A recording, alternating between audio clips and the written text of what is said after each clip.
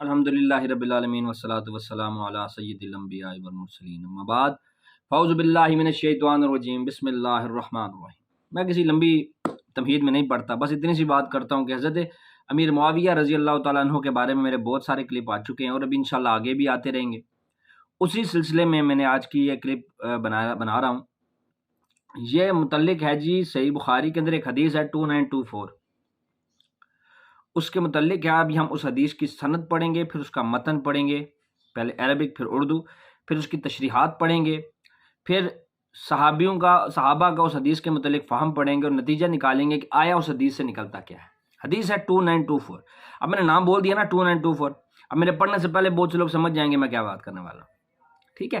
اور اس سے ہوگا یہ کہ بہت سارے لوگ ویڈیو میری کو یہیں پہ سکپ کریں گے، اگلی ویڈیو پہ چل جائیں، کیونکہ ان کو پتہ ہے کہ اگر یہاں سے آگے اس کو سنا تو ہماری علمی موت ہو جانی ہے۔ 2812 کا شورٹ ڈالا ہوا تھا نا، اب یہ 2924 جو ہے نا یہ ان کی علمی موت ہو جائے گی، ٹھیک ہے؟ تو ویڈیو کو یہیں سے سکپ کر کے چلے جائیں گے۔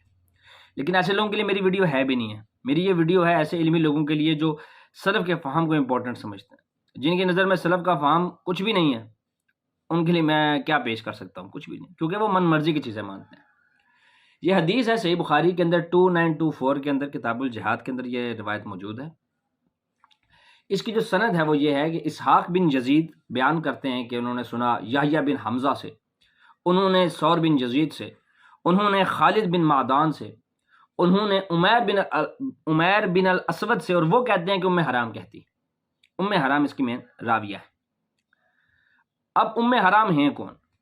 ام حرام ہیں انس بن مالک کی خالہ اور حضرت عبادہ بن صامت رضی اللہ تعالیٰ عنہ کی اہلیہ، یہ اس کی راویہ ہے۔ یہ حدیث ایسی ہے کہ ام حرام کہتی ہیں انہا سمعت النبی صلی اللہ علیہ وسلم یقول اول جیش من امتی یغزون البحر قد اوجب، کہ عمیر بن اسود انسی بیان کرتے ہیں کہ وہ عبادہ بن صامت رضی اللہ تعالیٰ عنہ کی خدمت میں حاضر ہوئے اور آپ کا قیام ساحل حمص پر اپنے ایک مکان میں تھا، آپ کے ساتھ آپ کی اہلیہ ام حرام بھی تھیں۔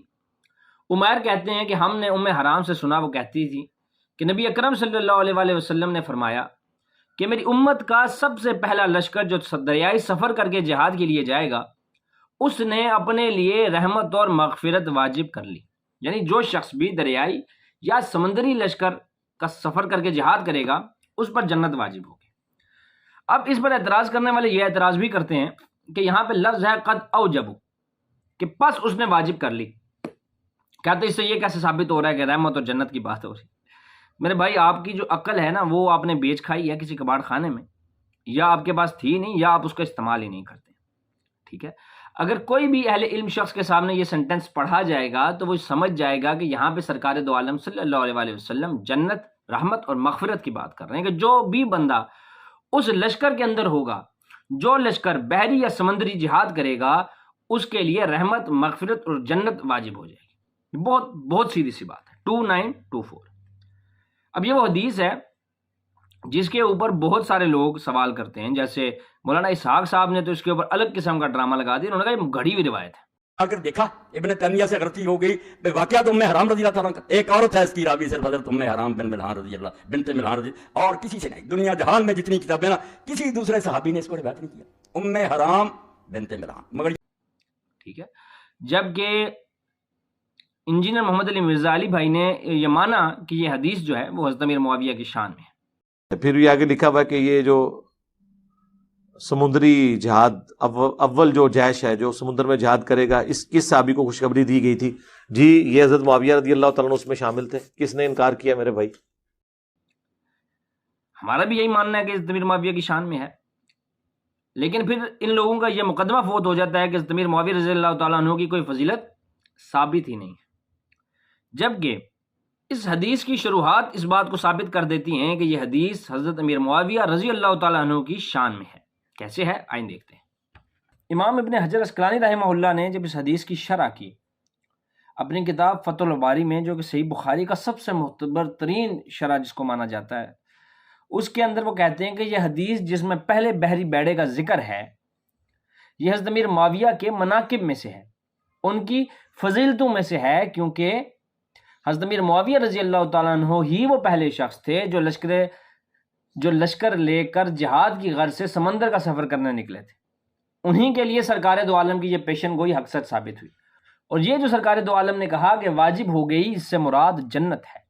اب وہ لوگ جو کھڑے ہو کے سوال کر رہے تھے نا ویڈیو کے سٹارٹ میں نے آپ کو بتایا کہ بھائی اس میں یہ کہاں سے ثابت ہو رہا ہے کہ جنت واجب ہو رہی ہے، تو یہاں پر امام ابن حجر اسقلانی نے اس بات کو واضح کر دیا ہے کہ جو حدیث کے اندر لفظ ہے کہ بھئی واجب ہو گئی، اس سے مراد جنت، رحمت اور مغفرت ہے.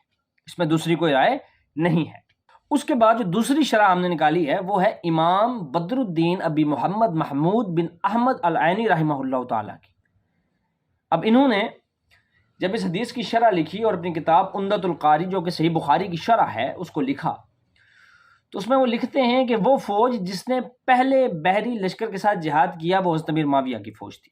حدیث کے اندر کیا ذکر تھا کہ سب سے پہلا بحری لشکر اس کو واجب ہو گئی جنت، رحمت اور مغفرت. امام بدر الدین عینی فرماتے ہیں کہ وہ جو پہلا لشکر نکلا، وہ جو پہلا لشکر آگے بڑھا وہ کون سا ہے، کس کا ہے؟ حضرت امیر معاویہ رضی اللہ تعالیٰ عنہ کا تھا جس نے بحری جہاد کیا. امام عینی نے جناب محلب کا قول نقل کرتے ہوئے لکھا کہ حضرت معاویہ اس لشکر کا حصہ تھے جس نے پہلی بار سمندری جہاد کیا. امام ابن جرائر کہتے ہیں کہ بعض کا یہ بھی کہنا ہے کہ یہ غزوہ حضرت عثمان کے دور میں ہوئی اور بعض کہتے ہیں 33 ہجری میں ہوئی. بہرحال لیکن اس غزوہ میں حضرت ام حرام ان کے ساتھ تھی، حضرت امیر معاویہ رضی اللہ تعالیٰ عنہ. تو ہم نے بدر الدین عینی کا موقف بھی پڑھ لیا، ہم نے امام ابن حجر اسقلانی کا موقف بھی پڑھ لیا کہ ان دونوں کے نزدیک اس حدیث کا جو کہ جن کے اوپر جنت واجب ہو رہی ہے جو مصداق ہیں وہ حضرت امیر معاویہ رضی اللہ تعالیٰ عنہ ہیں. اور ان لوگوں کا وہ مقدمہ کہ امیر معاویہ رضی اللہ تعالیٰ عنہ کی ایک شان بھی ثابت نہیں ہے، فوت ہو گیا. التمہید لما فی الموتى من المعانی والاسانید فی حدیث رسول اللہ صلی اللہ علیہ وآلہ وسلم. اس کتاب میں ایک حدیث ہے جس کے اندر یہ سارا واقعہ موجود ہے، اور اس کے بعد حضرت انس بن مالک اس حدیث کے بارے میں کہتے ہیں کہ یہ سمندری جہاد حضرت امیر معاویہ کے زمانے میں ہوا اور اس میں بی بی ام حرام بھی شامل تھی. وہ سمندر سے باہر نکلتے ہوئے شہید ہوئیں. یعنی کہ حضرت انس بن مالک نے بھی اس بات کی تصدیق کر دی کہ یہ حدیث حضرت امیر معاویہ رضی اللہ تعالیٰ عنہ کی شان میں آئی ہے. امام ابن عبد البر اسی کے نیچے اسی حدیث کے تناظر میں اس کے ضمن میں کہتے ہیں کہ اس حدیث میں سیدنا امیر معاویہ رضی اللہ تعالیٰ عنہ کی فضیلت ہے، کیونکہ نبی اکرم صلی اللہ علیہ وآلہ وسلم نے بوحی الہی ان کی کمان میں جہاد کرنے والوں کو اولین قرار دیے. یعنی کہ امیر معاویہ کی کمان میں لوگ جہاد کر رہے تھے، ان کو اول جیشن کہا، سب سے پہلا لشکر کہا، اولین کہا. اور انبیاء کرام کے خواب بھی وہی ہوتے ہیں. یعنی کہ علامہ ابن عبد البر بھی یہ مانتے تھے کہ یہ حدیث حضرت امیر معاویہ کی شان میں ہے اور اس کے اوپر امت کا اجماع ہے، چاہے وہ کسی بھی مسلک سے اس کا تعلق ہو، چاہے وہ بریلوی اسکول آف تھاٹ کا ماننے والا ہو، چاہے وہ دیوبندی اسکول آف تھاٹ کا ماننے والا ہو، چاہے وہ اہل حدیث اسکول آف تھاٹ کو ماننے والا ہو، چاہے حنفی ہو، شافعی ہو، مالکی ہو، حنبلی ہو، چاہے کسی اسکول آف تھاٹ کا ہو، چاہے کسی زمانے کا ہو، وہ تمام لوگ اس بات کو مانتے ہیں کہ اگر اس حدیث کا کوئی مصداق ہے تو وہ حضرت امیر معاویہ رضی اللہ تعالی عنہ ہے.